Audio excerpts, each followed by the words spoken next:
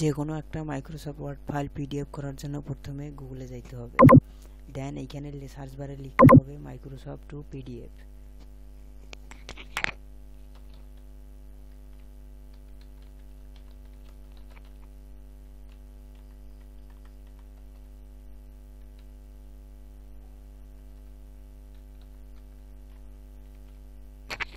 এটা লেখার পরে সার্চ দিলে প্রথমে যে ওয়েবসাইটটা আসবে smallpdf.com, ওইখানে গিয়ে এই চুজ ফাইলটা সিলেক্ট করতে হবে, যে ওয়ার্ড ফাইলটা পিডিএফ করা দরকার সেই ফাইলটা চুজ করতে হবে।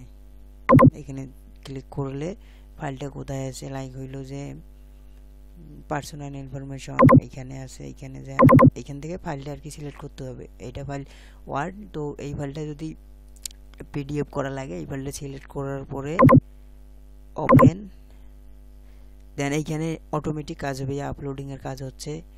এখন হলো ডক ফাইল থেকে পিডিএফ ফাইলে কনভার্ট হচ্ছে,